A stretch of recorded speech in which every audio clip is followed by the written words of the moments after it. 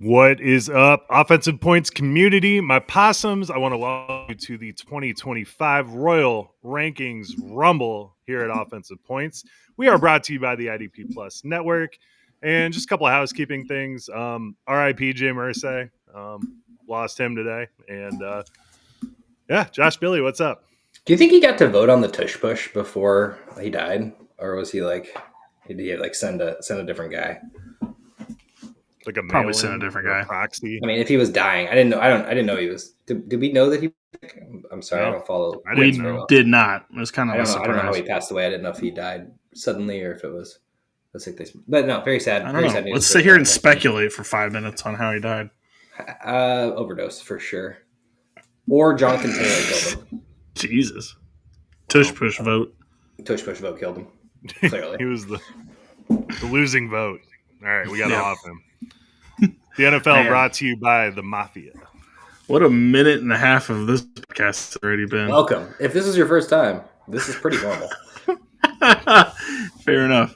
All right, let's get into some news. So the NFL has decided they are going to allow NFL players to participate in the 2028 flag football event that's in the Olympics, which we've never had that before, so there's never been an opportunity for this. So basically, we're just going to go through and come up and brainstorm what we think would be our dream team for this event. I feel like the wide receivers might be a little easier, but Josh, off the top of your head, who do you think would be starting? I think it's going to be like a quarterback, a running back, maybe like I know there's like a center, but he's not really like a center. He's just snapping the ball, and like two wide receivers. I put a lot of thought into this, and the number one, like the starting quarterback of this team is Joe Burrow. And that is because we know the man can sling the ball. He's one of the most accurate. I mean, he's the next, I don't want to say, like, I'm not comparing him. I'm just saying, like, he's going to end up playing for like 20 years, and he's going to be the next Joe Burrow, Peyton Manning, Eli Manning. Like that guy, you know, we're kind of running out of those veterans. Like Joe Burrow is going to be the next one of those guys who just plays for 25 years. And just imagine him not getting blitzed, or I assume it's probably a non-blitz flag football. Usually they don't do blitzes for them. And just let him just sit back there in the pocket and just probably throw to Jamar Chase, if we're being completely honest. I don't know if he'll still be going, but I really do think Joe Burrow will be the quarterback of the Olympics team at the end of it all. Yeah. Philip V. gifted an IDP Plus membership on YouTube. Thank you so much, Philip. We really appreciate that. A little gifty off the top here with the applause. That's awesome, man. We thank you, sir. Okay, now that's actually a good pick. I don't know how old Joe Burrow is, but I think I hate it. Okay, thank you. He'll be 31 by then. Yeah. Philip got his own gifted membership. We appreciate it, Philip. Thank you so much. I was curious. I was wondering if that goes to someone. I just didn't want to sound like a noob, but it does. But like, I don't know how the gifting process works because, like, I know I can see Philip's not the only person watching. Like on our end, we can see that. But I don't know. But anyway, glad to have you in, Philip. Yeah, enjoy it for sure. All right, Joe. Who would be your pick be then? If I'm going quarterback, I'm going Caleb Williams because he's going to be, 27, coming off of 2 Super Bowls. You even wait for the rankings to start yeah, this? We should. My bad. I knew where that was headed. I shouldn't. I knew it. All right. Well, my actual thought, Joe Burrow was kind of like I was going between Joe Burrow and Jaden Daniels. I was thinking like those two guys would probably be like potential for that pick at that time. I think Jaden Daniels would be like 27. Really give like the mobility aspect doesn't really think. That's why I was thinking like, yeah, you could go with a mobile quarterback, but like, is he really a better passer like outright than Joe Burrow? Or well, no, but I mean, you're not going. You just need to be athletic and run around. You don't necessarily because it's not like a full field either. What does he need to run for though? Just to escape the people going to grab his flag. Can they rush? I was going to say, I don't know if they can rush. Okay, I guess I should have looked up the actual rules of this whole thing. I didn't think we were going to have any defensive questions about how they were going to play, but I think there's going to be a rush, but maybe it's like a 5-second clock or something. I don't know. That would make more sense actually. Now that I think about it. Because you can't just let the guy stand back there all day. Yeah, we can go Burrow. No, Burrow. I was thinking a counterpoint. That's the two quarterbacks. Well, Joe, I love you to death. I don't know if that's the counterpoint right now. It will be.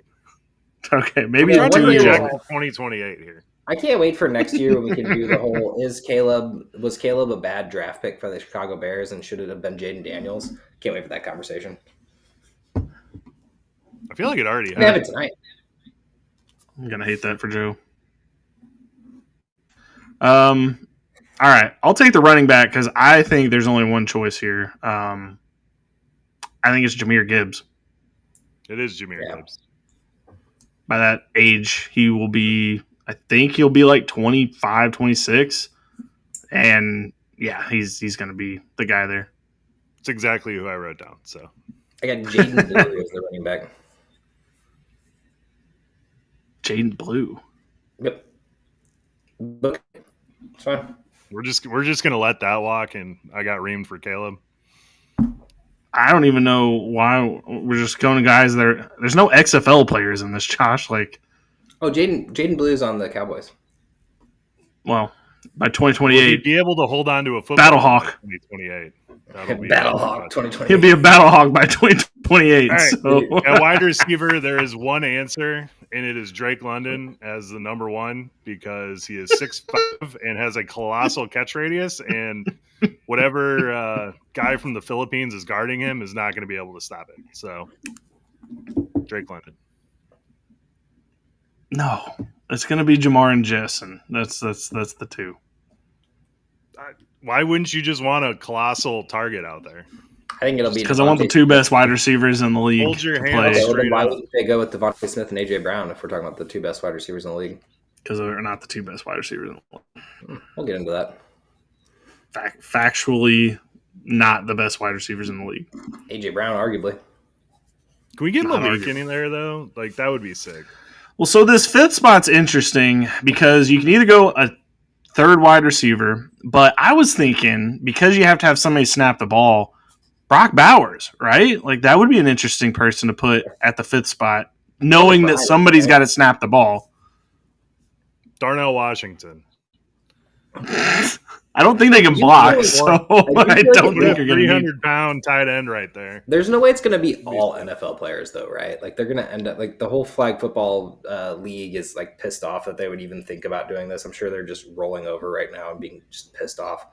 Like, also, like we got to think who would be good at grabbing a flag too. I guess, yeah, I guess that's a point I hadn't thought about. But I mean, I'm sure you can teach an NFL player to grab a flag. What's like that? You've seen some of those people with the drop cone drills, so that man, they were looking pretty rough. I saw there was one of the rookie wide receivers, and he just looked awful at it. I think it was like Buka. He missed like all of them, and it was just. This reminds me of what was it, Armageddon, where they're like, was it easier to teach miners to be astronauts or easier to teach astronauts to be miners? When they had to destroy the asteroid, like I think it's kind of something like that, where it's like, is it easier to teach flag football players to be great at football? Or is it easier to teach NFL players to be good at grabbing a flag? Grabbing flags. I feel like that's got a defensive team too. Isn't it? They do. I mean, we could speculate on that. I feel like defense is so you were random. About grabbing the flag, and I was like, I mean, I don't know, like Travis Hunter, because you could. I guess that's true. I guess that's true. They wouldn't need Travis Hunter would be an interesting person to throw into the mix here.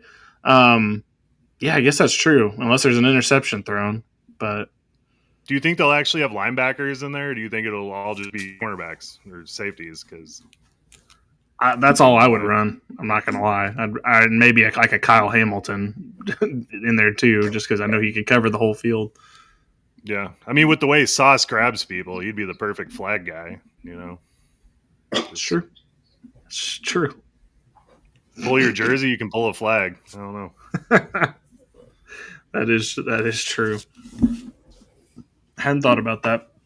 But I think if there's no NFL players, like you cannot have anybody that plays in the NFL, like they're not going to allow any of their team. Like they voted to allow it, but they're not actually going to allow it. I feel like Jameis is our guy, man. That's Captain America right there.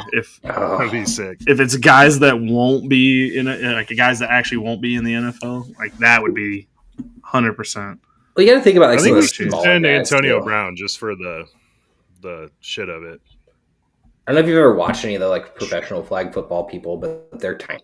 Like they're all like little people, not like short, but just like not bigger people. Paper 'cause they thin. don't need- yeah, they're paper thin. Like that's why I think actually Jaden Daniels might fit that bill because Like an ultimate frisbee team. Very much exactly. Think about an ultimate frisbee team in college. Some guy looking like me running around, and That's an interesting point. college I version like of me. that I one. should say. Yeah. I don't know. All the skinny guys. It's definitely gonna be interesting. I mean, you're gonna have to be athletic. I feel like that's the main thing here. Like you can't just be like, somebody who's gigantic. The Eagles' defensive line will not be out there. Let's put it that way. Nah, Jalen Carter will be taking a break. Yeah, I would definitely say not. We're gonna have like Tez Johnson and Tank Dell out there running around. Just these are our smallest guys. Perfect picks. Yeah. Perfect picks for sure. Okay. I feel like we're going to be talking about that in a couple of years. If this, God willing, this podcast is still going by 2028, but we will definitely be covering the hell out of that flag football team. Do you think it might be, Bill? When that time, a meteor could come tomorrow. Oh, well, that's fair. Meteor could come tomorrow. God willing, you're be podcasting from wherever the beyond is. Hell. Be warm. All right, let's switch gears here and get to the Royal Rankings Rumble. We have done this, I think, 3 years now, maybe 4. I can't remember if we did it in our first year or not. We were very cordial for sure, our first year, and we were like, yeah, I can see what you're saying there, And it was a lot of feeling things out. Now it's an all-out war each time because we just do not think that the other people on this podcast are smart other than us. Like we're clearly right. The other two are clearly wrong. That's just the way of the world. That's how fantasy football works, Bill. Hell yeah. Without further ado, Josh, read us some names. All right, we're starting off with the wrong number 1, but we'll get into it. Mr. Jamar Chase, Saquon Barkley at number 2, Justin Jefferson 3, Bijan, CeeDee Lamb, Jamar Gibbs at 6, Amon-Ra St. Brown 7, Derrick Henry, Malik Neighbors, and Puka, and Devon Achane and Brian Thomas to round out the first round. We got a barking dog, which is great too, but I'm just going to go ahead and start off with the rip. What? It was a good joke, Joe. That's a good segue to Saquon Barkley. No, he said Saquon Barkley because there was a dog barking. No, I set my beer down and it sounded like somebody knocked at the door, so my dog was like on fight or flight. Saquon Barkley, way to get into it. That was pretty good, Joe. My apologies. So I have him at number 1. Billy and Joe have him at number 2, and I have Jamar Chase at number 2. So we're really not off far here. It's really just a preference thing. Listen, Saquon Barkley almost broke the NFL record for rushing yards last year and damn near should have and could have and would have, but instead they won the Super Bowl. So by not risking that. So you're good either one here. I think you're picking from, if you wanted to be in the more logical sense that Chase would have a less chance of getting injured because Saquon Barkley's getting more touches.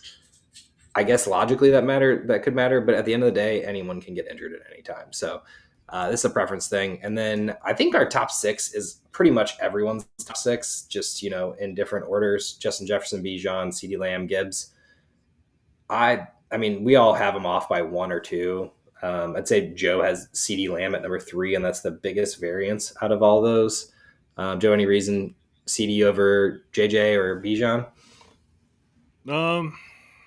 I don't know. I like wide receivers. It's well known at this point in the podcast. But if CD gets a healthy Dak and we actually have some help for him on the outside, then with Pickens, yeah, I think CD's in for a monster season, like what we saw in 2023. Yeah, I'm actually starting to get worried about CD and Pickens. I think they might cannibalize each other. Like, let's just say best case comes scenario, nobody gets mad at each other, nobody quits, nobody dies or gets injured. At the end of the day, I actually think it might cannibalize one another. Like, their team is actually pretty well-rounded where they can run the ball, hypothetically, with one of these 3 running backs. Having another wide receiver is great. We've always needed that. But then you have a tight end in there as well. And I don't see the CD 20 target games anymore, is what I'm thinking. You'll see 10 target games, and I think he'll pretty much consistently have that. But 7 catches for 90 yards or 7 catches for 120 yards, yeah, that's good, but it's not what we saw 2 years ago when he was number 1 overall. I have him down 2 slots, so it's not like I think anything poorly of him, but just no, you have a valid point there. But I mean, CD was like one of the most top double covered wide receivers in the league. And I don't think Pickens is going to be like a large target guy. I think he's going to be more of like the big play wide receiver. I don't know. That's how I see it playing out, but you could be right. I mean, we could see Pickens kind of insert himself in here. I think there's no worry at all. I really don't. I think that the other targets vacated from everyone else on the team will be enough for Pickens, and CD will keep the train chugging the same speed that it's been going all along. So I don't have any concern. I mean, he was. I mean, I know this was an injured Dak season, but he was wide receiver 8 last year. So I mean, it didn't keep chugging just along at this end. Well, okay, yeah. If he loses his quarterback, then that's true. If he loses his quarterback and is injured for a little bit, I mean, that happens. It's going to happen that way. They shut him down more so than get injured. They shut him. Well, down. Yeah. I understand completely. No. I meant the team's like, we're just let him be injured, quote unquote, for the rest of the season. And okay. Yeah. All right. We have Joe has a question on YouTube. Another Joe D.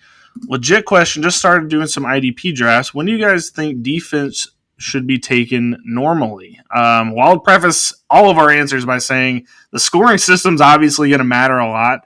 We play in a lot of leagues where the scoring between the defense and the offense is pretty like neck and neck. And you can start seeing it go off in the 6th or 7th round of a startup draft. But if your defensive settings are not equal, then it's probably way later than that. I don't know if you all have done one lately, but so this is my theory on this. Is it's always nice to go and get yourself an Aiden Hutchinson, a Parsons, a Bosa, or something, because the edge rusher community is few and far between. There's studs, then there's middle of the line. Go get yourself one of them. Go get yourself if you see Roquan slipping and someone grabbed a couple of defensive edges, sure, go grab them. Just don't fill your defense up, right? But yeah, I think starting 6th, 7th, 8th round, you've got a couple wide receivers. You got, say it's a super flex, you got your 2 quarterbacks. Fill out your offensive roster because that's what's going to go first. And then defensive, there's so many steals late in drafts with IDP. I always just try to fill in a few here and there. I've seen people stack the defenses and it's rarely worked because then they end up having, no flex spots or something like that. So I definitely say, as per all drafts, position players first. If it's super flex, quarterbacks, right up there with them. Yeah, Joe, I'm in a draft right now. I think TJ Watt went in the 8th round. Now, scoring wise, they don't score a ton of points. When we do the Kings Classic draft, a good game for one of those guys is 60 points. So you'll start seeing defensive players come off in the 2nd, 3rd. It's very big play dependent, but I think most of the time, if you're dealing with regular scoring, I would say probably 8th round's fine. But no, I agree with Josh. Get your offensive players first. Personally, I believe that defense is much easier to be filled throughout the season on the waiver wire. We have a lot of breakouts, a lot of injuries, a lot of high collision stuff for defensive players. So I would look at that and then wait on defensive backs. There's no reason to grab them early. 100%. Philip says usually lets the draft determine when I get my first IDP, which you kind of know, man, because Roquan will go, TJ Watt will go, Parsons will go, and then you're like, okay, do I want to go after one of these edge rushers? I probably. Well, honestly, I think it's when somebody starts taking this is just an example of a past one, not this year, but just in general, like Mike Williams. If Mike Williams is going off the board, then you start thinking, yeah, well, maybe it's time I grab Foyce Olakun or something. I'm probably going to get more points out of that than I am the second wide receiver on the bad Chargers team. This is a past example, not this year. No, I mean, if you're sitting there and your 4th wide receiver is going to give you 130 points and the best defensive guy is going to sit at 294, yeah, go defense there because it's going to help your team better. 100%. So he says the settings are pretty neck and neck with drafts. In the drafts I've done, I'm just never sure when it's time. I'm in one now where the 6th and Hutchinson is gone. Thank you for answering. Yeah, go get you an edge rusher. Wait. I just get you an. I mean, just I'm not saying this pick, but maybe next pick. Go get yourself an edge rusher. Those elite, those top 10, top 15 go quick. So that's usually. Is this dynasty? Don't want to be left holding the bag. It said startup draft, so I'm assuming yes. Startup, yeah. I don't know. I like having one. Just starting one to do some stud IDP defensive drafts. lineman. That's like in the draft that I just did. I got Parsons I think it was the 9th or 10th, but I got Yeah, my stud defensive lineman, and then I kind of fill in from there.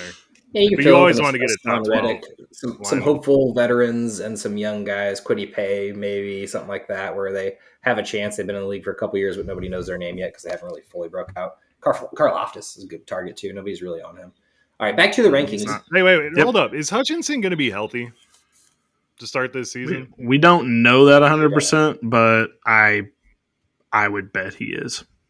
I'm in a redraft league, and he was just the first defensive lineman taken, and it's wild. I mean, Dynasty, I totally get it, but I don't know if people are thinking that he's going to be healthy here. He said, yes, it is a Dynasty league. Don't trust those rankings on Sleeper for IDP, man. They are not accurate. I'm assuming you're smart enough to know that. One day Sleeper will care.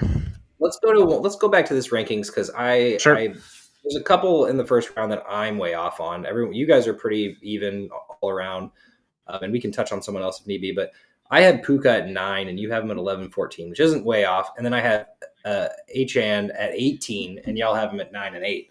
So there's some variances here, and I want to hear your pitch for Achane being in the first round. I'll take this one.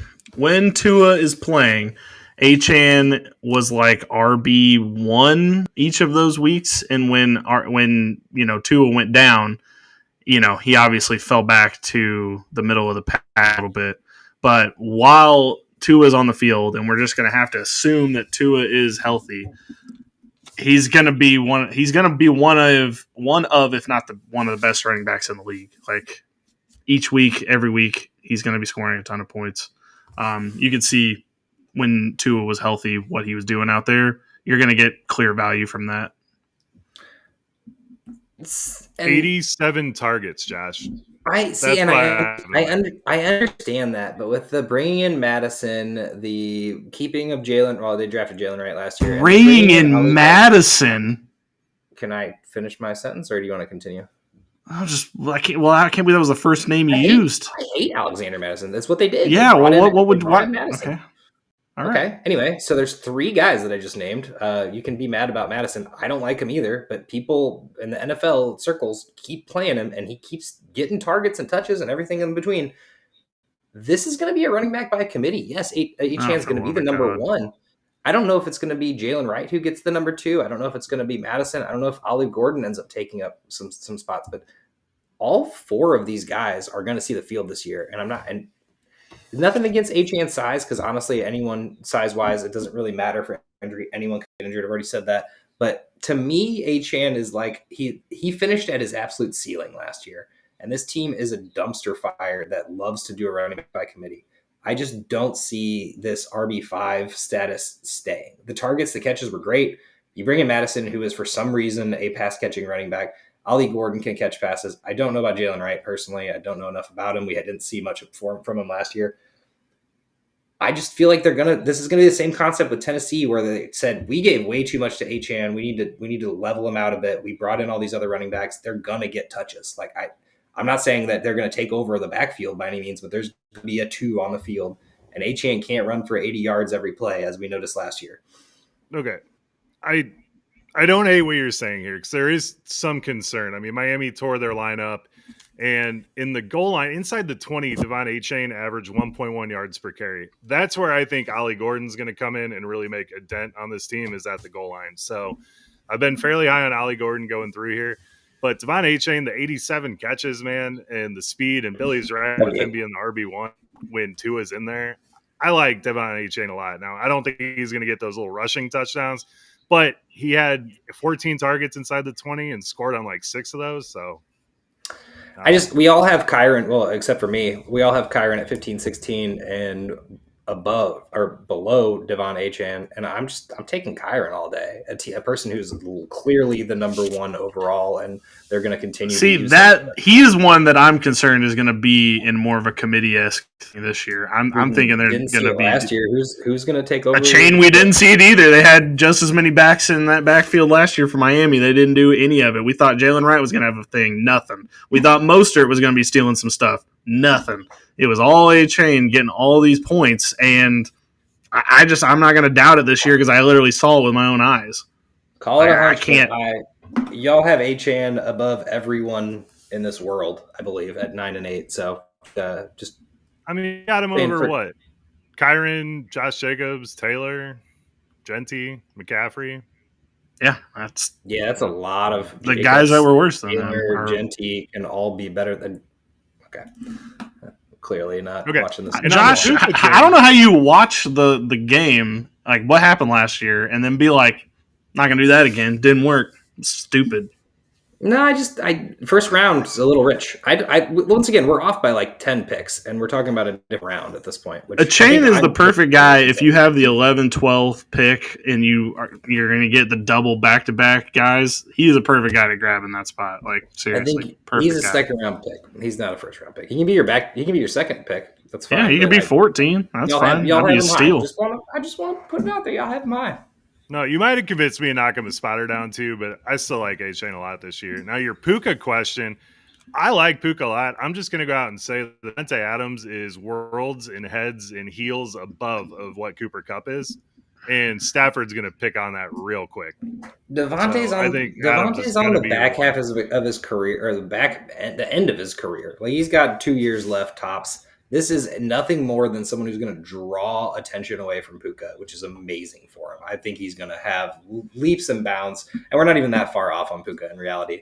I just wanted to mention because I think Davante Adams is going to be fine, but you look at his stats last year and you're like, wow, he still got it. But in reality, that was just a bunch of trash time. The Jets weren't playing for anything. Achane is explosive. You're right. Yeah, Philip says he hopes Wright takes a forward this year. Overdrafted him last year. Yep, you and everyone else, including myself. I don't know who it's going to be. I'm not saying it's going to be one of these guys. It might even just be all three of them mixed in to be the RB2. I just think they take away a little bit of that role. Adams is a top 12 receiver this year. Fireball shot. All right, let's do it.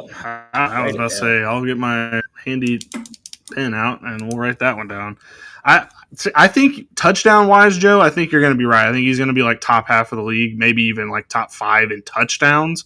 I just don't know, like, yardage-wise. I think Puka's still going to be eaten over the middle. You know, he's going to have, 8, 9 catches for 78 yards? Like, that could definitely happen.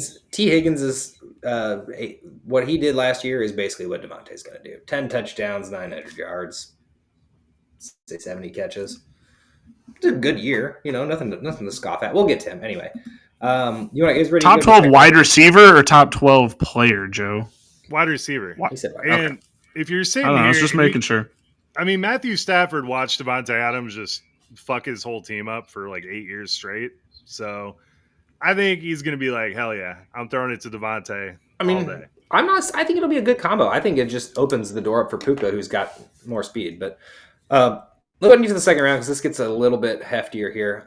So A.J. Brown, number 1 or 13. Nico Collins, Kyron Williams, Josh Jacobs, Jonathan Taylor, Genty, Christian McCaffrey, Brock Bowers, first tight end off the board, Bucky Irving, Drake London, JSN, and Trey McBride to round out the second round. Why you like Jonathan Taylor so much?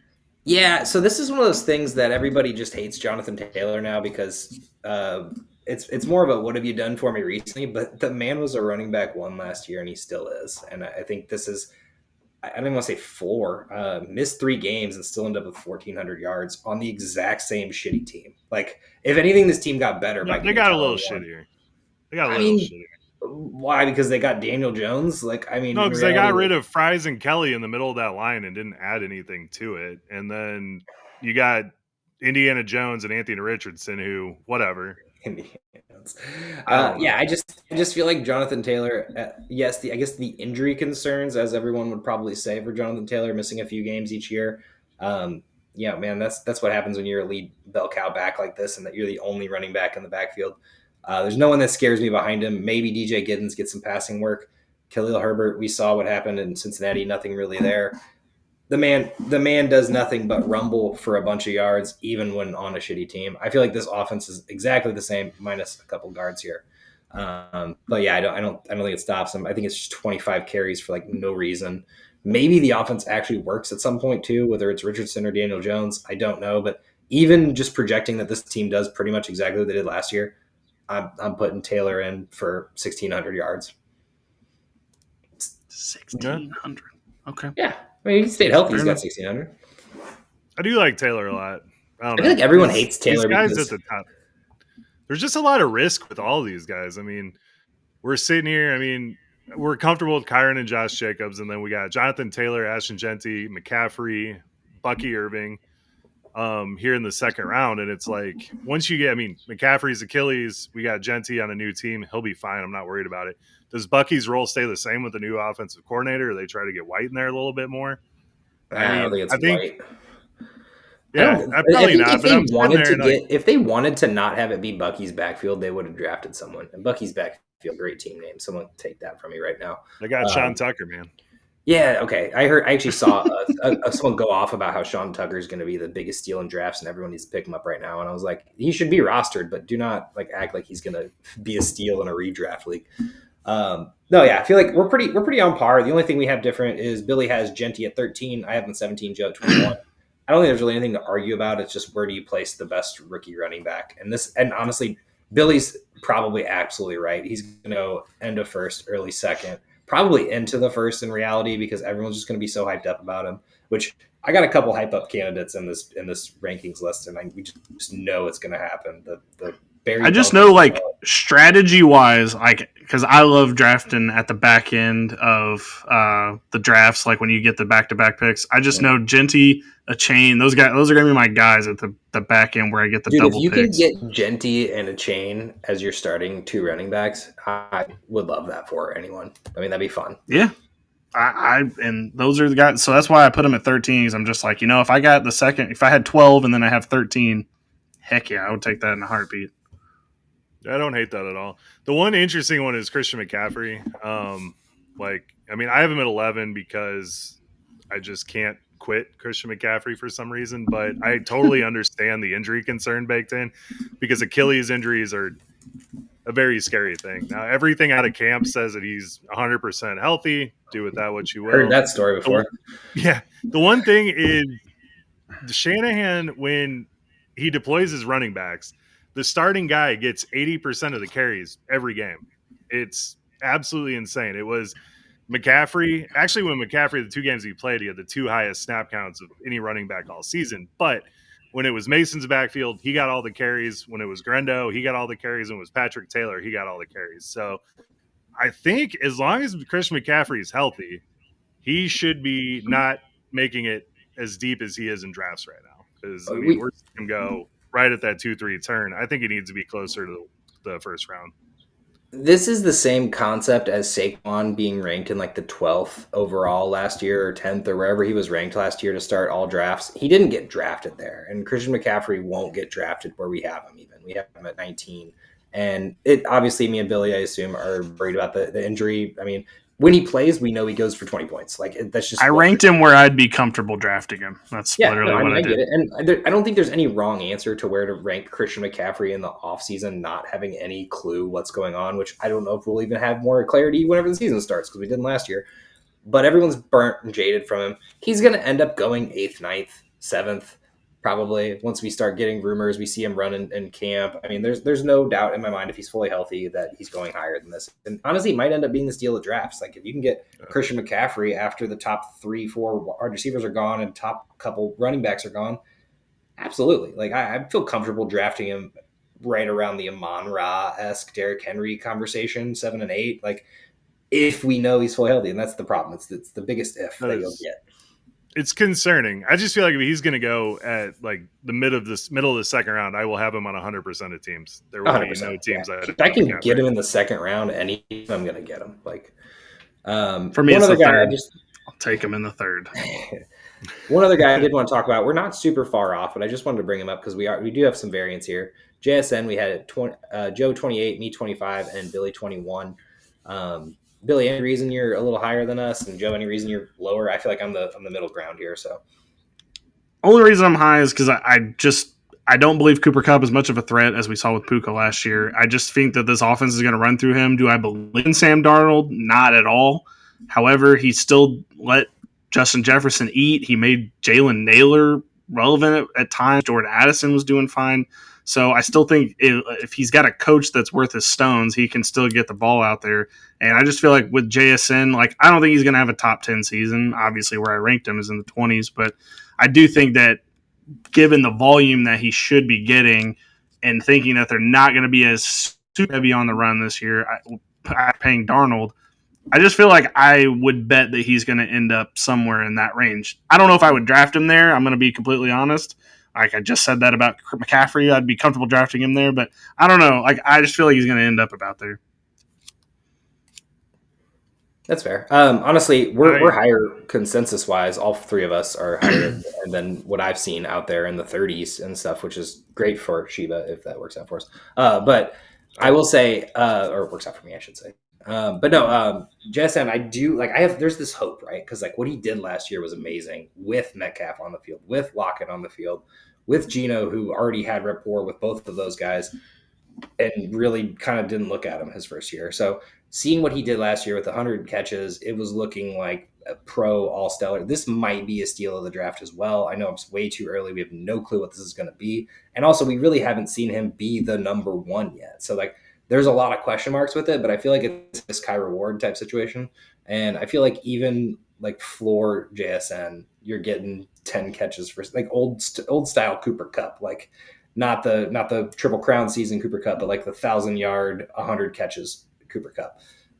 So basically what Jason did last year, I think, is pretty much his floor at this point. So top 10 wide receiver, I'd say. You're not missing out on that, but right now he's a steal. He's in like 30s in every other ranking format I saw. So I will be taking him. I love JSN. I love the player. I think Sam Darnold is going to be the worst free agent signing of the year. Wild. He's going to be the biggest bust free agent signing. Kevin O'Connell, I believe in Kevin O'Connell a lot. I believe whoever plays quarterback for him will have success. You go to Seattle with the thinned out offensive line. They have good weapons. I mean, JSN's fine. Kupp's on the edge of his career. We'll see. I think Sam Darnold's going to fall flat on his face in Seattle. So I like Jackson Smith and Jigba, and I like Josh said, we are higher than the consensus on him, but I would be very wary of that team. So what you're saying is Sam Darnold is an imposter.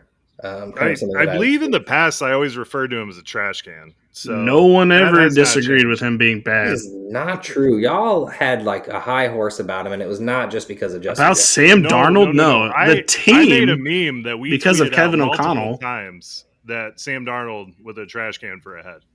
I made a whole meme. That was before he got to Minnesota. We were like, he's not that bad. He's not that bad. Because I love Kevin O'Connell. It's Kevin O'Connell. Kevin O'Connell is the thing. That's the through line here. You could put Stevie Wonder under center for Kevin O'Connell. He's going to throw what happened for ourselves, dude. That's what happened with Kirk Cousins too. Kirk Cousins was with Kevin O'Connell. Now that was one. Now you could call me on the Kirk Cousins thing because that is true. I was like, yeah, Kirk will be fine. He'll be just like he was in Minnesota. He was not at all like he was in Minnesota. But Sam Darnold did not have that same belief that Sam Darnold is forever changed. All right. Well, I'll back off, but I don't believe you guys. Do not accuse me of being on a Sam Darnold high horse. I bet you guys will be next year too. Don't worry. We will hide under the table instead of being fans. T. Higgins to start off the third round. Terry McLaurin, Breece Hall, Josh Allen, Ladd McConkey, Lamar Jackson, Devontae Adams, Tyreek Hill, Mike Evans, James Cook, Marvin Harrison, and Garrett Wilson. Finish out the third. Go ahead, Joe. Talk about T. Higgins and why he's wide receiver 6 or whatever you got him at in your rankings. 18 currently. 34 for me, Billy 26. Well, you just put him at 34 because you're trying to spite me on this one. But Bengals second round. Yeah, I did enter him last, so technically I could have just been like, no, we need to drop him down to pick 2. Of course you are. No, T. Higgins is going to be awesome. The Bengals, I mean, they gave up 25.5 points to every team. That was on average last year. They're going to give up more this year, and it's going to be the same thing. We're going to see Burrow throwing it a ton in this thing. And T. Higgins finished top 6 in points per game. He was number 6 on average. So T. Higgins got his contract. When he plays, he's going to be healthy this year. And yeah, he's going to produce. I'm using the raise hand function in this Google Meet. So why was Mike Williams just an imposter getting his contract, but T. Higgins didn't just need his contract to play the way he played? Are you saying that the contract won't? You've always said contract seasons are always the best seasons, and then it's always bum after that. Okay, anyway, well, unless you have a good answer for that, it didn't seem like you did. No, I do absolutely. When your quarterback has to throw the fucking ball 50 times a game because your defense sucks so much, you're going to have to be good the second year. And I agree. I think he's a third-round pick. He's a wide receiver too. Second-round pick. You're still getting wide receiver ones at this time. You're getting not even wide receiver ones. You're getting the wide receiver ones. The definition of wide receiver one is a wide receiver that finished top 12 in fantasy football points. How many times has he done that? He did it last year on average. No, he didn't. On average, okay. You're looking at total points. Okay, you want to know what T. Higgins is, and this actually brings me to a whole other debate that we'll get into in a few rounds, which is wild that we'll get into them that late. T. Higgins is discount Devontae Smith. That's what T. Higgins is. He would be a wide receiver one on another team, probably. Maybe that would be the one thing he has over Devontae Smith. Devontae Smith has more yards per season than he has. I believe we're either even or right around the same spot in touchdowns. And catches, Devontae Smith has that one as well. And he's got A.J. Brown going, and he's still doing it. And last year was the Eagles' literal worst passing. And Devontae Smith finished a little less than him there for sure. But this is for Eagles at the end of the day. Like, they didn't pass because they didn't need to. They're going to need to this year. So I never. It's a good point, but the Eagles talk bores me. Billy, what do you got to say? That's fine. Well, actually, Joe, I want to compare him to someone else in this round and kind of compare and contrast why you're so way off of Ladd McConkey, but you're so in on T. Higgins when Ladd McConkey had a much better season than T. Higgins last season. Well, it wasn't much, but it was better. You guys throw around the word much like it's fucking salt. Okay. He was a borderline wide receiver one total, given your averages thing. He's ahead in averages too. But why are you 37 for Ladd McConkey, but you're 18 for T. Higgins? Like, one of them was statistically better last season. I don't understand the argument there. It's a valid question. I got 3 points. One, I do think Trey Harris is going to have an effect on this team. And I think that's going to come in. Just listen. They got Mike Williams back. This is the best wide receiver core that Justin Herbert They got Mike Williams back. Yikes. Yeah, my guy. Mike Yikes. So you got to have good wide receivers on this team. I like Ladd McConkey, okay? I just like T. Higgins better. I like T. Higgins' profile better as a wide receiver. Way better, though. You ranked one of them at 18, one at 37. Yeah, let me finish. The last point and the most important one, Billy, is he's white. Well, okay. I didn't take that into account, I guess, when I was ranking. I was not either. Off of that, back to Devontae Smith. Everyone hates him, but loves T. Higgins. And he's a wide receiver. We're talking wide receiver twos, like, at the end of the day. This is wide receiver twos.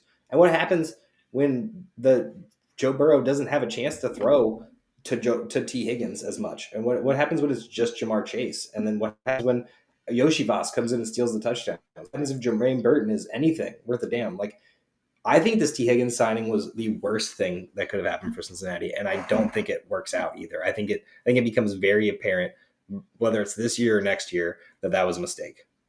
All right, T. Higgins outscores. We're gonna do a 3-way bet here. We're gonna do T. Higgins. Okay. Billy's gonna do Ladd McConkey. Josh is gonna do Devontae Smith. I'm talking about a guy that's 2 rounds lower, man. Like, can I at least have Garrett Wilson? He's better than T. Higgins in every appreciable metric, Josh. Right, you backing out on what you said now? Garrett Wilson at 44. You got Marvin Harrison at 36. I'll take either of those guys. Mike Evans at 38. I'll take him too. So he doesn't believe in Devontae Smith as much as he says, guys. No, we're talking a 2-round. I'm giving you a 2-round. Well, if he's been better than T. Higgins in every metric, then you should take that bet. It's easy money. I'm happy with McConkey.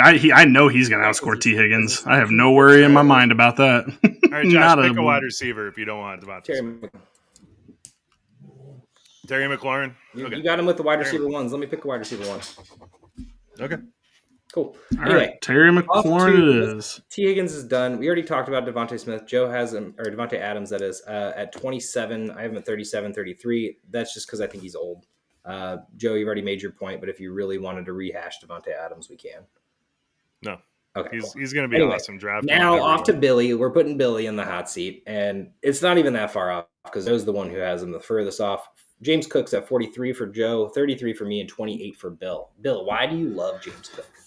Okay, well, it's pretty simple in my book. Buffalo never learns the lessons of the previous season. They stick with the same thing that they're going to do every single season, and I'm just steering into the skid at this point, guys. I've tried to think, okay, they're not going to have, they're not going to have Allen run as much because they don't want him to get hurt. They're going to use multiple running backs. Josh Allen's going to snipe all of them. They're going to get a wide receiver, so there's not going to be as much receiving work for James Cook.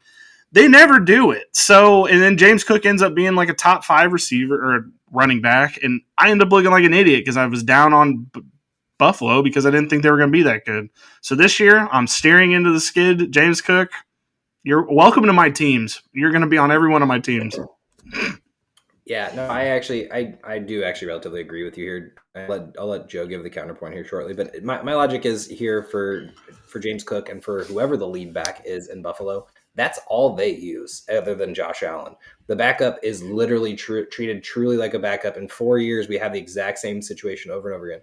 Zach Moss had the backfield, then James Cook took it over, and James Cook was the backup, got 500 yards and a couple touchdowns.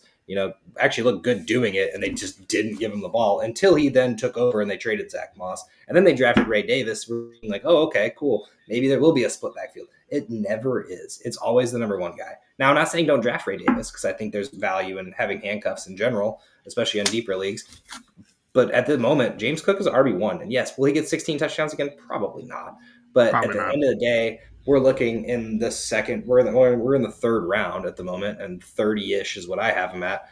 And personally, that's fine. That's great. That's a great place to grab James Cook. If you went 0 RB for your first 2 picks, I mean, it's a no-brainer for me to grab James Cook. He's one of those guys. It's the Najee Harris conversation where he just goes out there and he gets 10, 15 points. And then there are obviously a little bit more breakout games. But this is what I used to say for Najee is, man would go out there and get 12 points for you, and you got him in the 6th round. Just be happy about it, man. You're getting him in the 3rd round. He's going out there and getting 14 points. Anyway, Joe, anything you hate about Joe? Before you say anything, Joe D on YouTube says he says, I will say if Chase went down, Higgins would be a top 10 wide receiver. Well, that is, I think, something we all agree on. He might be even if Chase is there. Just saying. Just saying. No, dude. Okay, so I have him at 43. That's probably a bit of an oversight. I don't think he's going to score 18 touchdowns this year. I mean, he had 6 last year or 2 years ago, 3 the year before. I like his receiving things, but would it totally shock you guys if you woke up tomorrow and said J.K. Dobbins just signed with the Bills? Not totally. No, not really. Actually, yeah, it would, because they never do anything that I want them to do. So no, actually, it would shock me. That's true. But no, I don't hate James Cook. I just, the vibes of the offseason, he's like, I want $15 million. And they're like, go fuck yourself. That's kind of where this stands right now. So I could see a holdout happening. I could see another back getting brought in here. And he's damn sure not going to score 18 touchdowns again. I think you can book that one. So I don't hate James Cook. I just think he is at a really high value right now for people that really aren't paying attention to kind of what's been going on. Not that you guys haven't, because I like James Cook. But if you're in Dynasty, it's a really good time to trade James Trust me, Joe. As soon as he says I'm holding out, I'm dropping him about 5 rounds probably. So don't worry about that. It's just I haven't heard that yet. So I'm like, no, you're good. This is more of a vibes thing. Doing the same thing. I really got to trade Ray Davis in the offseason. I kind of forgot he's looking for a contract. Anyway. Yeah, 3rd round's pretty standard. I did want to touch on the Garrett Wilson just for a bit because I have him at 28. You guys have him 44, 38.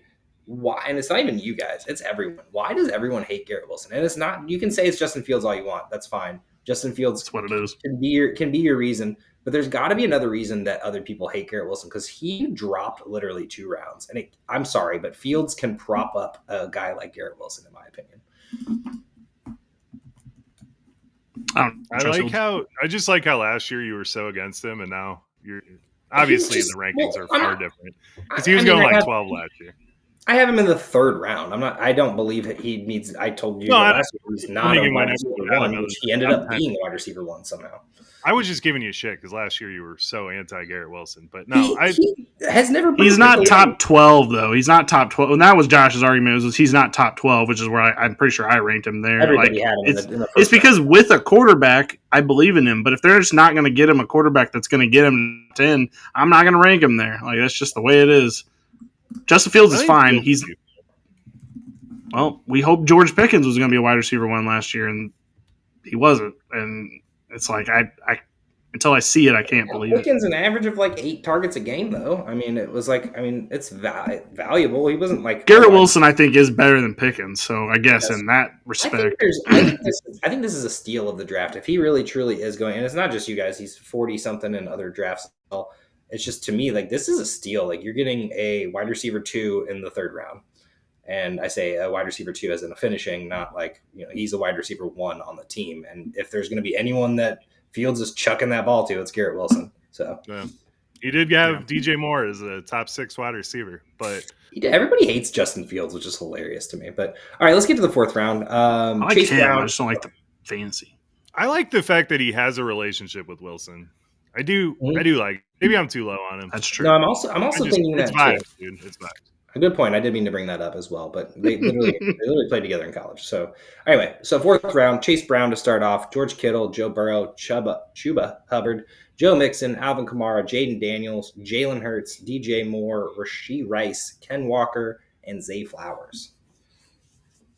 All right, well, I'll start it off, obviously. George Kittle is going to be a lot better than you guys think. He is going to be the tight end 2 of this season. And nothing that San Francisco has done has made me believe that it's going to be anybody other than George Kittle that's going to have the most targets on this team.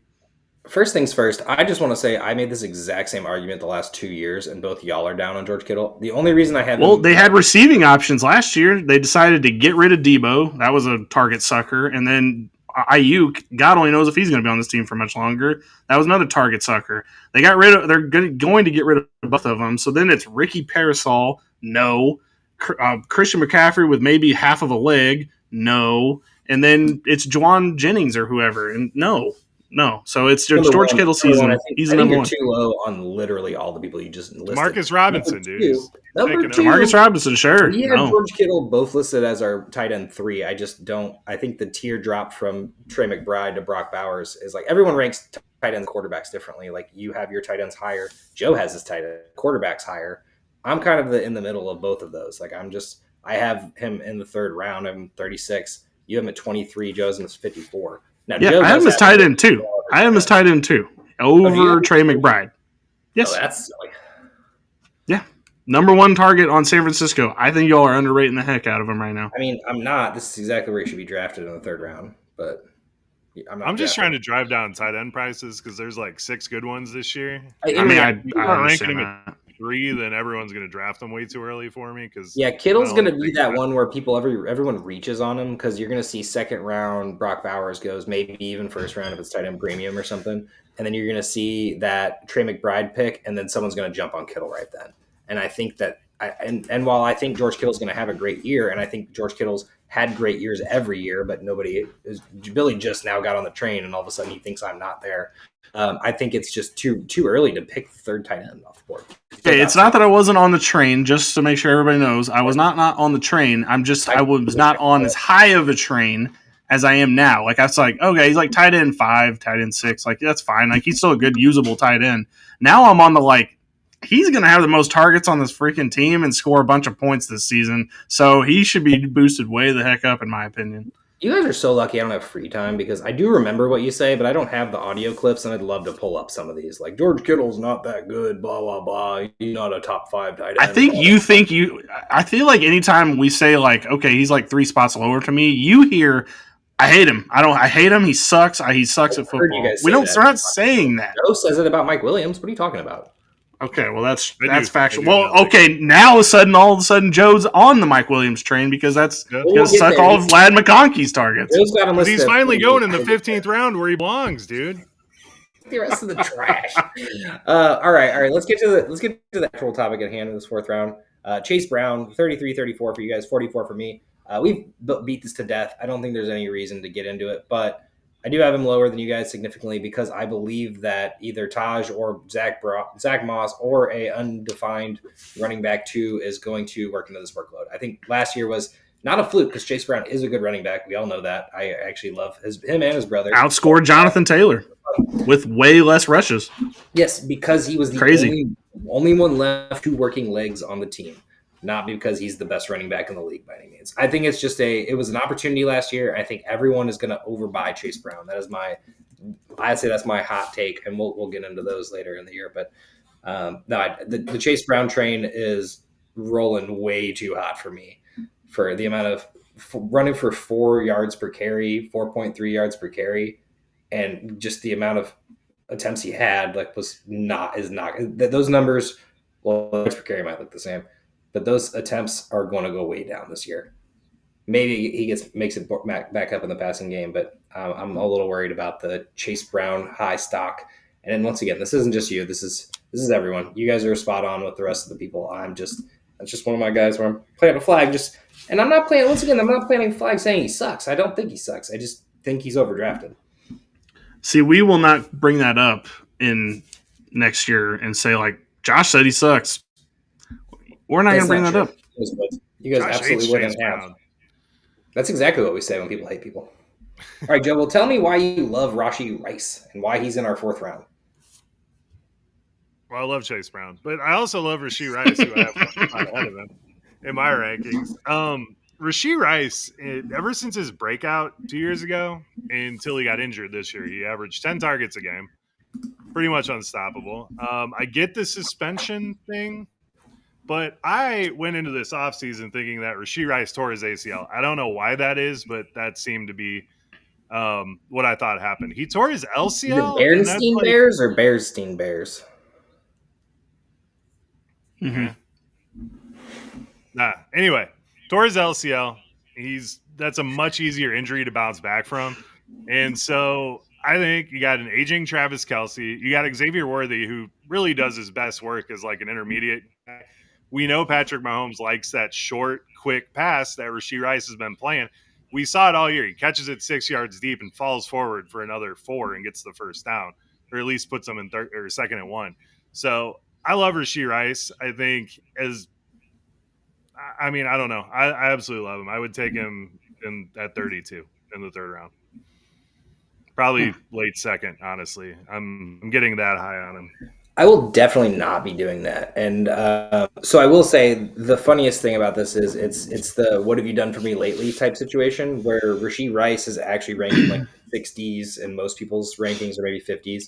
And then Xavier Worthy's ranked in like the 30s where you have him, which is almost like a perfect swap of where you have those two guys. Actually, you might have Worthy way lower. Actually, Worthy's so low, which I'm low on all of them because I don't think there's going to be just a number one. Like I think the Rashee Rice days of what he did his rookie year and what he started doing before he got injured last year he was the only one on the team that was worth a damn. I mean, they didn't know what Worthy was. Kelsey's, as Billy said, a playoff guy at this point, and just keep him healthy so he can play whenever it matters. But I think Kelsey's going to go out there and get those, especially when they're down by a touchdown. He's going to have that one drive where he catches 5 catches for a touchdown. Rashee Rice is still going to get his. I just don't think it's going to be 15 targets anymore. Worthy is actually worth a damn, which is great. But the problem is he's just a fast guy, so he's going to be breakout touchdowns and stuff like that. And it's going to be fine, but it's not going to be consistent. Rashee Rice will be the most consistent, and that's why I have him in like the 60s because like that's like where I'm drafting Rashee Rice or anyone on the Kansas City Chiefs with Matt Nagy as the offensive coordinator still to this day. That passing offense has looked like shit. And yes, they have, and then they still have Marquise Brown that we didn't talk about, and then all these other random guys who I think they got rid of. Justin Watson and a couple of Rashee is just a slot guy to me, so I'm like anybody who's a slot for Patrick Mahomes is going to feast. So I'm not super worried about him, but yeah. No, they're going to play Worthy on the outside and a few gadget plays out of the backfield. And Hollywood's for sure only on the outside. So I'm pretty sure I'm fine with Rashee. He's the only one I feel confident in taking, and I don't know if I feel confident taking anybody though, to be honest. I just where he's ranked, there's Rashee Rice is actually ranked a little lower. Where these ranked, there's like a no way, especially at what the consensus is saying. But 32, Joe, a bit rich. I love your dude. I just got Rashee Rice in the 7th round, and if this trend You is put him going to in- you put him in continue, the I third? will have him on every one of my teams because that is insane. Yes. Andy Reid, T. Higgins and Rashee Rice. I will take Rashee Rice in the 7th round. It's a great place for him. Maybe the 5th or Yeah. 6th. Sure. But no, he deserves to be because Andy Reid and Patrick Mahomes, they like Travis Kelce for that high percentage short route, right? We saw Rashee Rice come in. Travis Kelce, like you said, is older. They're trying to conserve him for the playoffs. Rashee Rice is that fucking 95 percentile success on Madden where you just throw it in that slot and let him fall forward. They are going to do that all day. And as long as he avoids the legal issues, which, I mean, honestly, I think they're going to do anything now. So, Rashee Rice, Yeah. awesome. Once again, don't worry about what Joe says. You can draft him where he's actually ranked. You don't have to do that. You wouldn't have to reach on him. That's the best part about it. Or you could just take a guy that's going to produce like a top 15 guy. Or you could draft someone before him and then go get him the next round or the next round or the next round. Okay, you wait. I'll take him. Yeah, I'm aware, and you can have him in the 3rd round because I'll be drafting Lad McConkey, who you hate. Like, just he's think white. He's a piece of shit because he's white. Anyone else, you guys? Oh, actually, I do have Jalen Hurts ranked over Jaden Daniels. I do need to just put that out there. The tush push is still here. I ranked it thinking the tush push would still be here, and I'm glad it is. And the man just doesn't disappoint. And I once again, that all of the Eagles were passing offense wise. We're at their floor. Imagine a season where they have to throw the ball. Just exquisite. Beautiful thing. Anyway, 5th round, or do you guys want to touch anything? 5th round's fine. 5th round, and then maybe we might even have time for the 6th round. We might just go on to do some highlights though. Cortland Sutton to start off, Jameson Williams, Chris Godwin, David Montgomery, James Conner, Quinshawn Judkins, our first rookie that isn't one of the top ones. Sam Laporta, Devontae Smith, Travion Henderson, DK Metcalf, Chris Olave, and Baker Mayfield. Got some variants in here. Baker Mayfield. Before we get to the variants, I do just want to touch on David Montgomery and how he's always like a 5th round, 6th round pick. And it's just a steal, dude, every time. You know you're getting 1,000 yards. You know you're getting consistency out of this guy. And everybody hates David Montgomery. I don't know why. Maybe it's because he sounds like an accountant, another Dan Arnold guy, but love me some David Montgomery. Dan Arnold. That's a name I haven't heard in a while. Yeah, Montgomery's always a solid pick. He's always a guy that I end up with, too. It's beautiful. He's boring. People hate boring players. It's just what it is. He's a lunch pail, bring your lunch to work kind of guy, and, he's eating there with his ham sandwich. Good guy to have on the team. Man, ham sandwiches, it's trusty, but he can eat it every day, and it'll be fine. I'll still get my 12 points, maybe 18. Big variance here, Sam Laporta at 55. I have him at 55. Billy has him at 44. Right, once again, ranked his tight ends high, though, to be fair. And Joe at 70. And I don't think that's because he ranked his tight ends low. I think it's because he hates. Trying to think, who does Joe hate him or do I love him? My reasoning is because I think last year was just a wash of a bad year for him, and it'll bounce back. Maybe it won't be what his rookie year was. I'll give you that, but I don't think it's going to be as bad as it was last year. It was just, it was a middling. I think he was 10-8 or 7, one of those two, which isn't bad. But I just feel like he's going to be more in like the tight end 5 or 4 range, which in this particular tight end class, I still think there's a drop off after about 7. And for me, my value is a little bit to that, I guess. I have him at my 4th as well, so I'm right on there. And honestly, Billy, you're actually at consensus of what Laporta is from what I saw. It was a little higher. So I just dropped him down because I have tight ends ranked lower personally. It's not because I like anything. I do agree with you. I think Laporta's season last year was disappointing to everyone, so everyone's going to either not draft him or draft him later. Which I'm kind of glad that he's in the tight end 2 or 3 tier category. Like that's where I want to be grabbing my tight ends. I'd love to get one out of the first bunch, but I usually just don't have the gall to go grab a tight end in the 2nd round. So this is where I'm starting to. I have 3 running backs, 3 wide receivers. Then I'm starting to be like, all right, let's bring them on the team. Yeah, I don't know. I agree with you guys absolutely, and Billy especially about there's 7 good tight ends. Like you have to get one of these guys this year. I think unless we see some crazy breakout or Freiermuth hits or something, like there's like 7 guys I feel like you have to get in a draft, but Laporta is one of them. I'm really scared. I think this is more of an overall thing about the Lions. Like, I think Ben Johnson leaving is going to have a bigger impact than we think it is, and that we're seeing in a lot of plays. So, I mean, they brought in John Morton, who he was like an assistant, whatever, and then he worked in Denver. So I don't know what that's going to look like, but I am a little bit more worried about this team without Ben Johnson running it. I actually, honestly, like the thing about this is the Detroit Lions offense didn't change any. It's the same team. Like they brought in Tesla, running backs are the same, quarterbacks the same, wide receivers are the same, tight ends the same. I mean, it's the same. It's the same thing, man. We've all worked in corporate America, and no one gets promoted or takes a job from a different company and moves in and just leaves it the way the old guy was. This guy's gonna come in and change things. Good, because Laporta had a terrible year last year, so maybe that means the Laporta bump at that point. It might. Well, overall, man, I'm just a little bit more worried, and I'm probably wrong, but I think a trend for me personally this year is going to be underdrafting Detroit players because I just don't know outside of Gibbs and Montgomery how this is going to look. I mean, we will say, Josh, when the Eagles lost their offensive coordinator, like it did take them a minute to get completely caught back up. The last 2 years, like even the Eagles started a little slow last year figuring out with Kellen Moore, and I mean it does take some time, but I'm not worried about the 3 guys who they were throwing the ball to. Like Goff's gonna have to throw the ball; it can't just be a run team only. So Laporta, I think if anything goes up from where he was last year, Jameson might be the one that takes the hit, but I don't know. That guy's just. I'm worried about J-Mo. When I was doing rankings, I was like, shit. We're all pretty even on J-Mo. 5th round, and I still think that's a steal for him. And then, Joe, you hate Devontae Smith. We already knew that, so we can skip that. You also hate Higgins. Yep, I agree.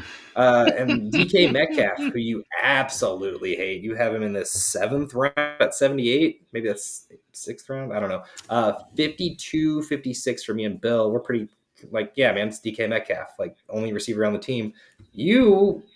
What's your hang up, man? I've never been a big DK Metcalf guy, and I mean Pittsburgh, as of this writing, has no quarterback, so that's factual. I will not draft him. I just feel like a team with a quarterback and a guy like DK Metcalf just goes hand in hand for steals of the draft, man. And DK is one of those guys who's just consistent all around. He'll probably get a little angry at the end of the season if I have to but I have to imagine that he's gonna be like, yeah, we don't need Aaron Rodgers, it's whatever, or they get Aaron Rodgers and then it's even better. But yeah, I mean, if Rodgers is here, that's fine. But I mean, even if Russ was here, I would have him higher than I have him. As of right now, I mean, there's nothing on this team outside of Freiermuth that I like. So no. Not sure. And then I don't really think there's a need to Olave, who's right under DK Metcalf, 50, 61, 76 for Joe, me, and Billy. I think Billy's probably worried about the concussions, last play of his career. Concussions or quarterback, pick your poison on which one I don't like there. One of those two is going to sink the ship. I feel like where he ended up is just fine. Like, right? Like, I think that it was like we all averaged each other out. Kind of same talent-wise, probably a lot higher, but based on the situation... Which honestly, this is one of those spots where like I'd love to draft Chris Olave. Like I'm loving this spot for Chris Olave because you're getting him as your wide receiver 3. You might even have to play him. Like I'm probably crossing his name off as soon as I get my paper that has all the names of everybody. I'm probably just going to scribble him out, to be honest. See, but I don't want to be that big of a hater, but I mean. How many times do you win your league from your 6th round pick? It's usually your 8th or 9th or 10th round pick where you pick the Bucky Irving of the draft or the Sam Laporta or the Patrick Mahomes whenever he was coming in. Those are what win you your league is the number 1 overall. Now, I don't think Chris Olave is going to be number 1 overall of any position ever in his career, but there is just that little bit of hope that like everyone just thinks exactly how you think, Bill, and Chris Olave is just free in the 6th round. And you're like, I got 2 running backs, 3 wide receivers. Just throw him on the bench. I'll figure out the rest of the team later. I don't want the mystery bag. I'll give you the mystery bag. You can take it. If it's a big prize, that's awesome for you. If it's not, then exactly. It could be a boat. Or it could be a big pile of Mike Williams. I don't know. It could be anything. I just like Kellen Moore. That's why I like Olave. All right. Well, And speaking about, he's not playing this year. we already touched on George Pickens. Billy, not a big fan, clearly. I think actually Joe somehow has him ranked higher than me. I think there's going to be a little bit more here. I think he's going to be happy with the Cowboys, is what it is. I think I know he's immature. I think he's going to play pretend because he knows his NFL career is on the line here. And I think Dak Prescott's the best quarterback he's ever played. Actually, I know that is the best quarterback he's ever played with. That's definitely true. He is going to be like, Dak, let's be best friends. Let's do our own breakfast club, except I don't get up that early, so let's have lunch. I don't know, just weird stab at Pickens. But I think sixth round, fifth round, pretty good solid pick for him. Yeah. We're in the wide receiver 2 category, but Ted McMillan, who we have just a pick below, once again, not a huge variance, but our first rookie wide receiver off the board. We haven't gotten yet. Okay, yeah. 56 for Joe, 66 for me, 68 for Billy. What is this a rookie draft bias, Joe, or what's your? He Maybe believes in Carolina. No, he believes in Carolina. It's the fact that he's just going to walk into 9 targets a game. I mean, I think that is exactly what's going to happen. That's what they wanted Deontay Johnson to be last year, and he started off the season like that and then went nuts. So I think Tet's going to come right in and get 9 targets a game and go from there. They did draft him super early, so they have to like him. I was actually probably the highest on Tet going into the draft process. Y'all hated. I can't say hated him. I've been joking with that a lot, but y'all weren't big fans of him. I think this is a perfect landing spot too. I'm actually a little lower on him than you. Just it's a rookie wide receiver. I don't think you need to reach for him. I think you should be able to get him. And once again, I just need to see them not give Adam Thielen a lot. I need to see them not give Jatavian Sanders a lot. I need to see them not give Hunter Renfrow a lot. Like I need to see it to believe it. But I'll still take him. I mean, I'm not way off. Addison, Ridley, and Jalen Waddle here. Yeah, I'll take a shot on Tet at this point. Oh, I just realized we skipped into the next round, and I didn't even list them off. So let's get this round, and then we'll just highlight anything afterwards.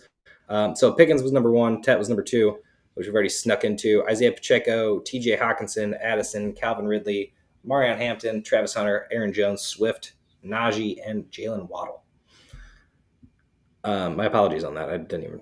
Can we talk about Amari and Hampton? Do you guys not think he's going to be good this year? Like, not usable? I'm probably going to draft him. Like, I have him in the 50s. I don't mind that. I think he's going to be drafted where you have him. And I just am worried that Najee is just going to be let's just use him first and foremost, and not because he's better, but because we have him for 1 year. Let's ease Amarion Hampton into it. I think it's going to be a soft RB1, RB2 start to start. And I think at the end of the season, I think Amarion Hampton can win some people some championships. Maybe he does get a bigger role, or maybe it really is just a full split 10 carries, 10 carries.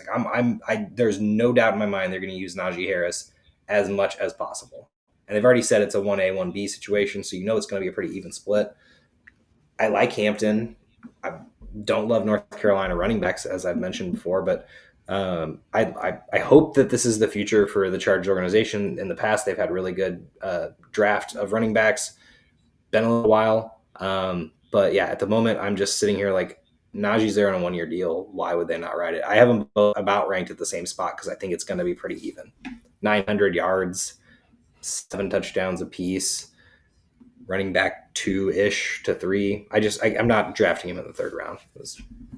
I think 4th. I mean, I do have. Unfortunately. Oh, sorry. I too have Harris ranked above Omarion. To tell you the truth, I don't really know where to rank Omarion right now.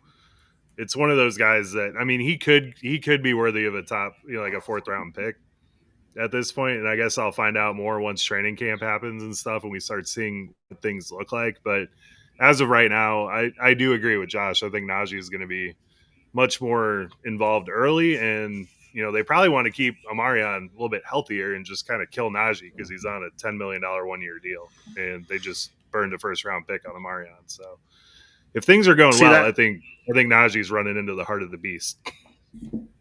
I just feel like talent went out here. Amarion's going to be better than Najee, and so by week 6 or 7, it's going to be mostly Amarion's backfield with Najee coming in. I do think it's going to be split at the beginning, but I I don't believe in Najee Harris as much. I never really have. I do agree that he always gets 1,000 yards. Like, not disagreeing with a word of any of that. And this will be like the best line he's ever run behind too. I just think Omarion's going to be better, and they draft him in the first round. And when they start making a playoff push, they're just going to cook with their young fellas. I think you also and it's not anything that you're wrong about it. Anything is you look at the Chargers and you think this is a running team because Harbaugh's John. Okay, sorry. I just want to make sure I got that. One of the Jim Johns. So yes, it is a running team. But I'm sorry, you just said Najee's going to get 1,000 yards, so that means you think Amarian Hampton's going to get a. No, I said he usually gets 1,000 yards. I don't think Najee's going to be playing much after week 6, is what I'm saying. But they could both get 1,000 yards. I mean, that is also possible. That is also possible. I don't see it as a 1,500-500 split. I see it more as a 900-900 split, and that's just not it for me. Like I'm not against drafting him, especially where he falls and what my team looks like, team makeup. Like in the 7th round, if I can get him as my 3rd running back, 4th round, yeah, he'd have to be my 4th running back.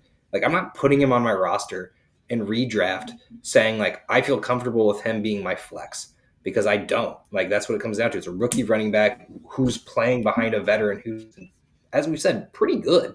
Like, I think everyone hates Najee Harris, and people can probably think that he's going to just immediately take over. But paying, like, $10 million, is that what you said, Joe, to Najee? Like, they're going to use him. I think it's 1 year at $10 million. I could be wrong. And this team, honestly, I think this team ends up being more of a pass-catching or more pass-heavy team than we think. I'm assuming run first. We're still we got Trey Harris for a reason. We brought back Mike Williams for a reason. I don't know what that reason is, but they obviously wanted to beast this room up. Lad McConkey's a beast. And QJ, honestly, we still don't really know. We just got Brennan Rice. Like there's wide receivers on this team. Brought in Jalen Reagor, for God's sake. Jalen Reagor. You guys could have had Justin Jefferson. That must suck. It does hurt. But we got AJ now, so honestly, it's not a bad problem now. We got a bowl. Still can't believe he skipped over CeeDee Lamb. The Eagles?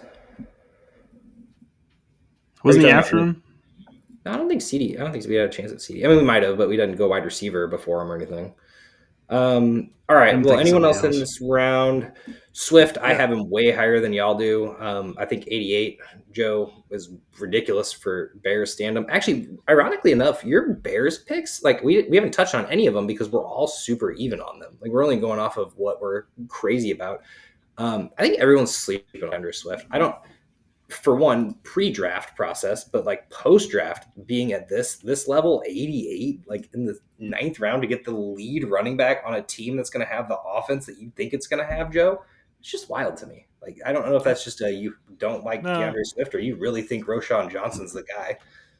I think Chubb's going here. Like, I really do think they're going to sign Nick Chubb. There's been a lot of smoke under. I like Swift, man. My whole thing, and I really think overall the Bears offense is going to turn into what the Packers offense was for me last year, where just draft Caleb and get all these guys. Like, you don't have to sit here and draft, Romeo Doubs because Jordan Love's going to spread the ball around. And I think that's going to be a situation in Chicago that we're going to see.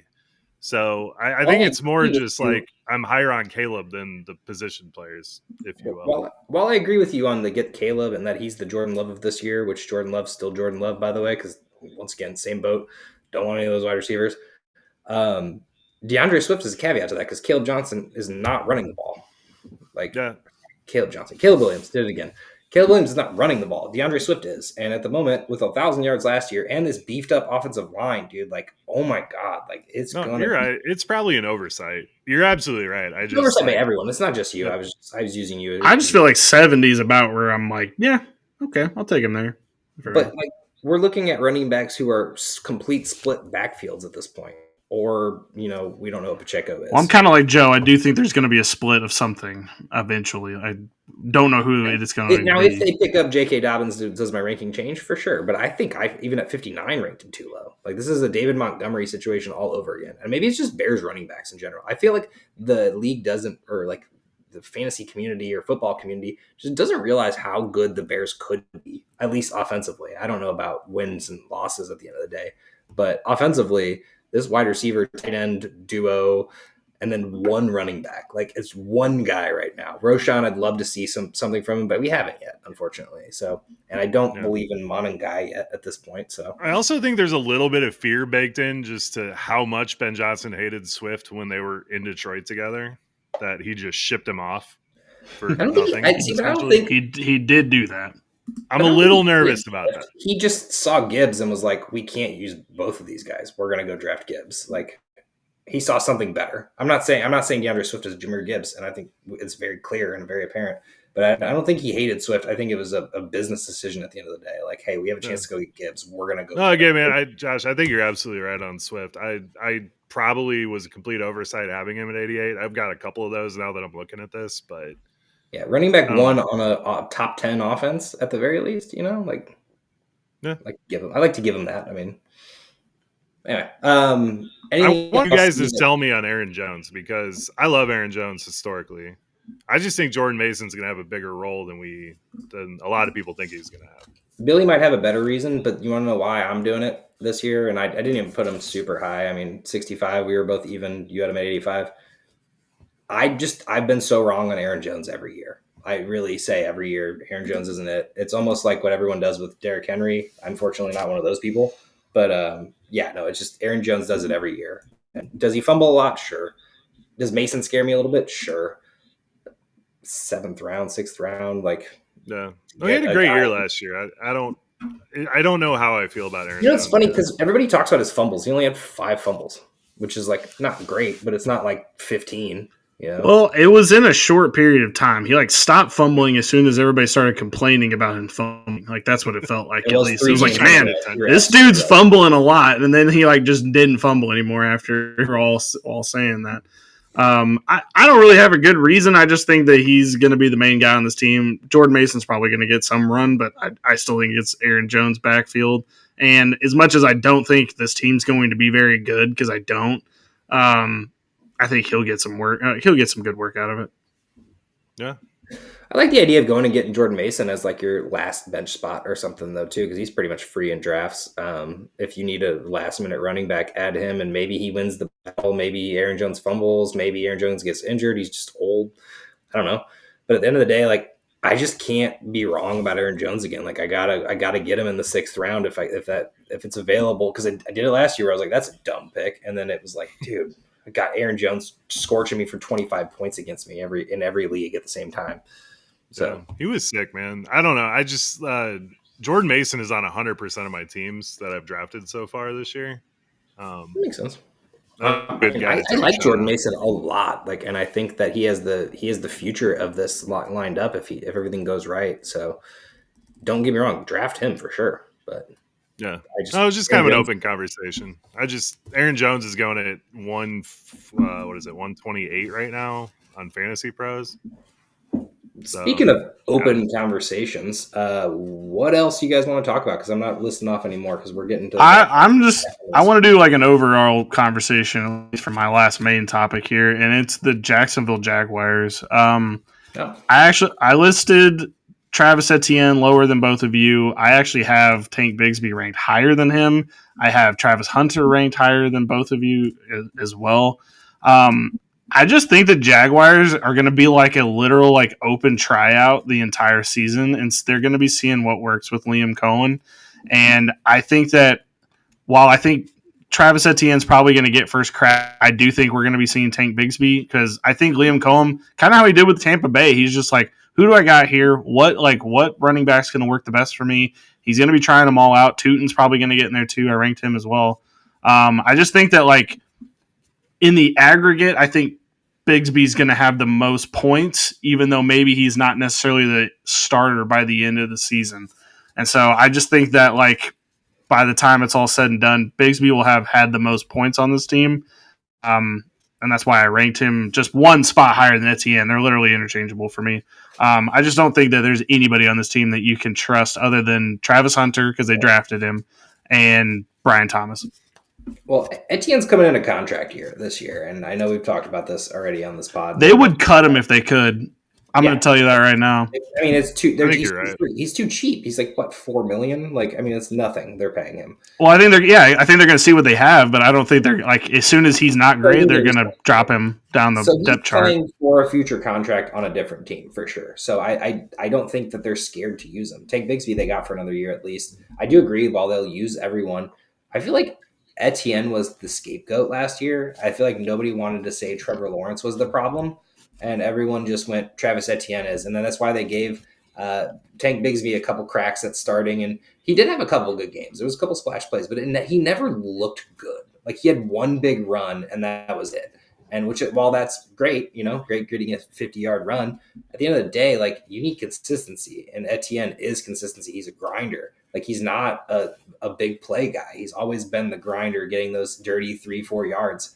And I think while Bigsby could be that fun explosion future type for Jacksonville, I think they have to give Etienne the first crack. And that's, I mean, I can't say I have him ranked super Well, they're all high. three going to be on the field. We just watched this with Tampa Bay. They had Sean Tucker out there at times. It's like, what the hell are we doing? Bucky's clearly the option here. And they're all going to be on the field. So it's just a matter of who's got the best look about them. And it's pretty much my just guy a game. Quinn Allen and call it a day.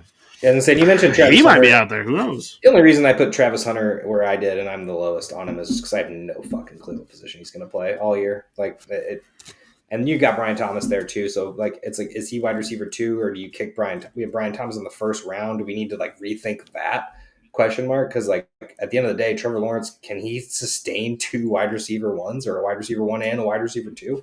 I don't know. But this team I quietly think this is also Trevor Lawrence's audition this year as well.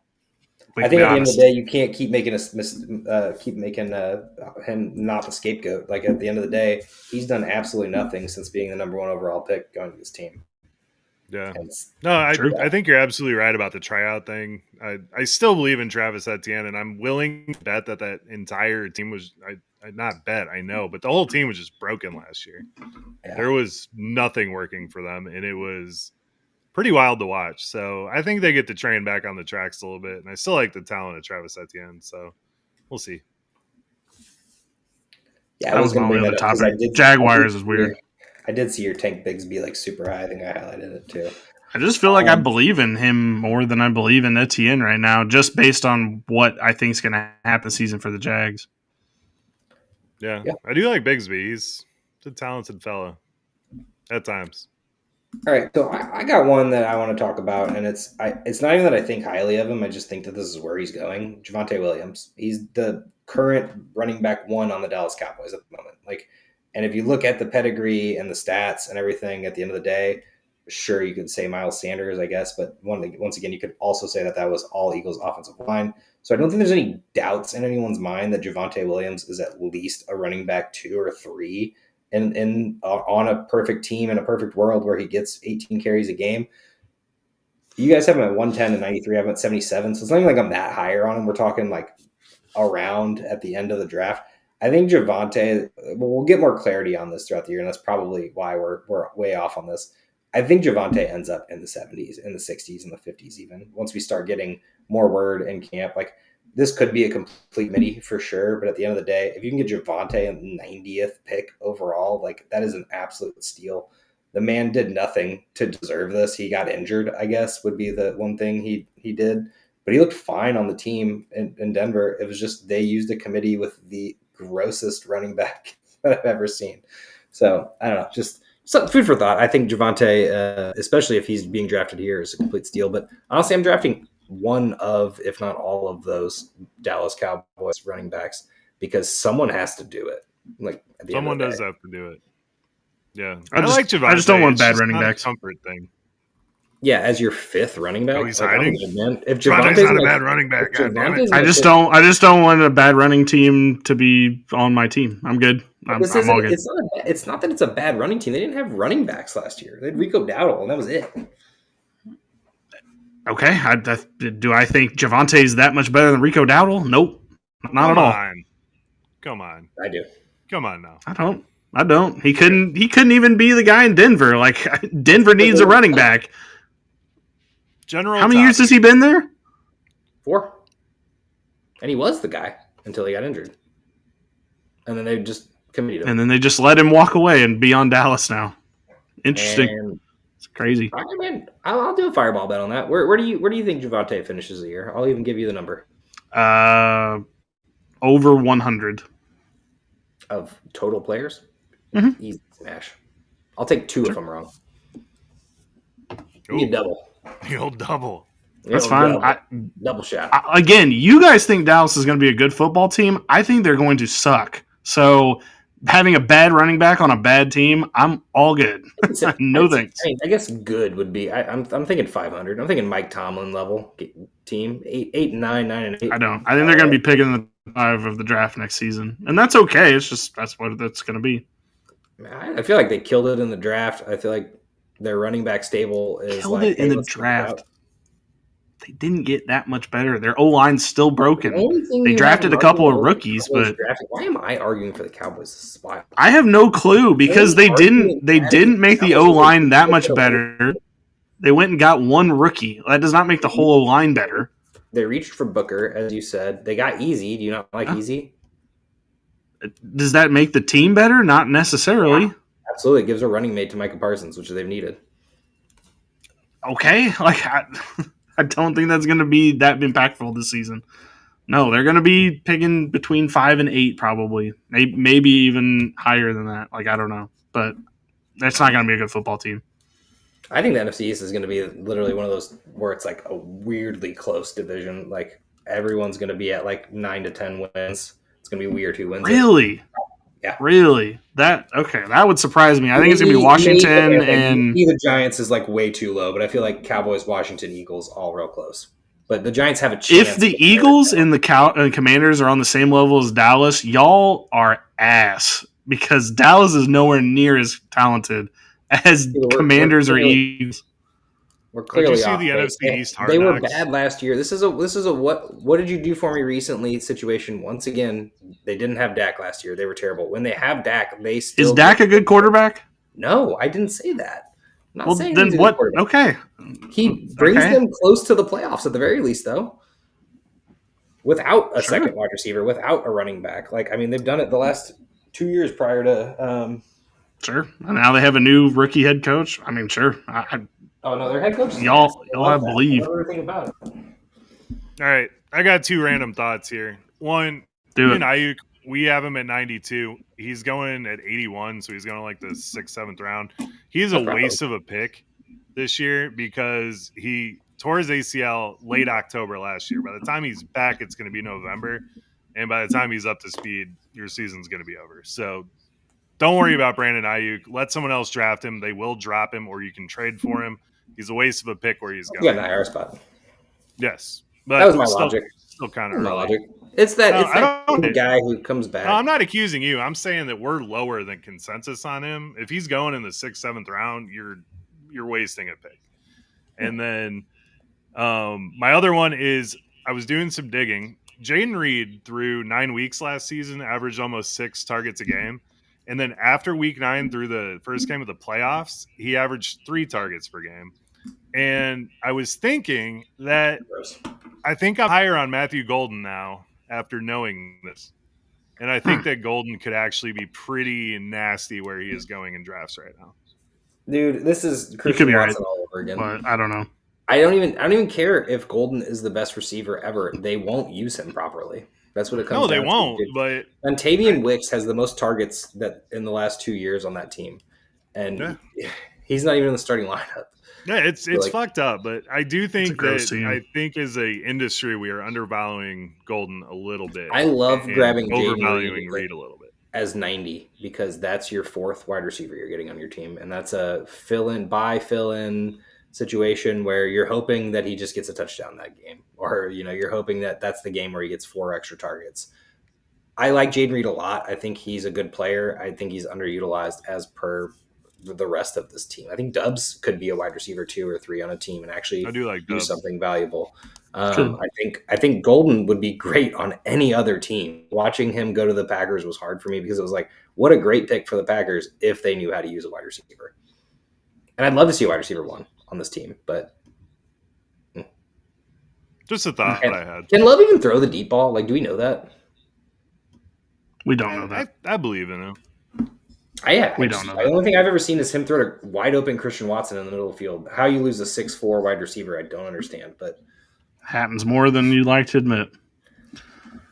One other one I wanted to bring up was Mark Andrews, and then we can caveat, or if you have a last second one. Mark Andrews, Billy has him highest, actually. I have him at 100. Joe has him at 130.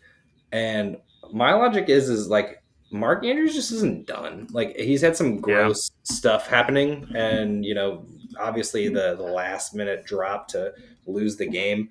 It was weird to start the year, and nobody liked it. People dropped him. Thanks, Billy. Me? Yeah, you exactly. And man gets touchdowns, man, and he has a rapport with Lamar. Even if Lamar gets mad at him or whatever it is, at the moment he's on the roster. And unfortunately, I don't think Isaiah Likely can thrive until Mark Andrews is gone. But at the end of the day, man, the man gets points. He does it. It doesn't look pretty always at the end of the day. I think we're long gone from the wide receiver tight end 1 days. But tight end 5 is not off the table for Mark Andrews. And I think where he's at is perfect.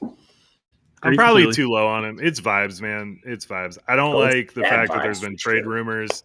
And I do think Hopkins is going to do some work in the red zone for this team. So I think his touchdown total goes down a little bit. So it's too low. I mean, I definitely need to get him up higher. But I thought they were going to trade him, and they didn't. So since they still have him, I'm just good. For sure.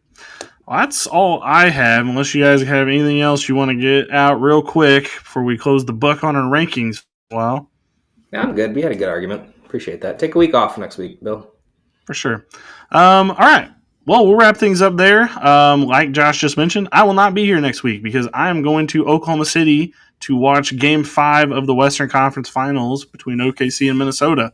If it goes to 5 games. Now, mind you, if the OKC Thunder sweep them, then I will be here next week. But we're going to kind of low-key hope that doesn't happen, and maybe I get to watch a closeout game, which would be fun.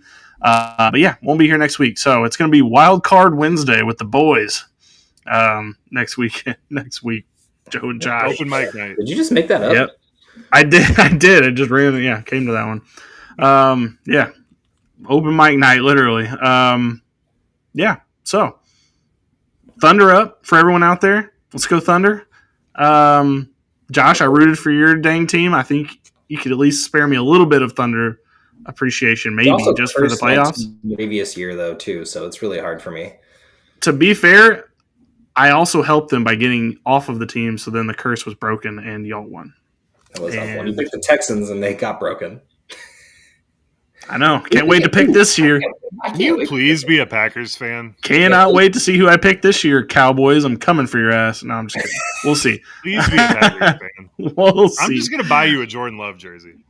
Yeah, whichever team I pick is headed for Dumpsterville. I did to the Jaguars. I've done it to many teams, honestly. It's been a dark, dark road for me being an NFL fan. Anything Baker Mayfield's been a part of so far. I'm going to stay away from the Bucs, though, because I like what he's doing, and I don't want to be that guy. So it's going to be somebody else. We'll see. Thanks for not ruining the Bucs. That's a fun team to watch. We'll see who it is. Yeah, Florida team either. That's gross. That is true. Okay, so without further ado, Joe, get us out of here. Good night.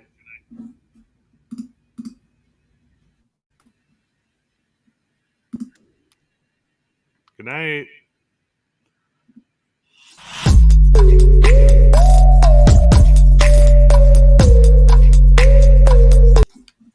Thank you for watching the IDP Plus YouTube network. If you enjoyed this video, give it a thumbs up and don't forget to subscribe to our channel. Be sure to tap the bell icon to get notified whenever we upload new content.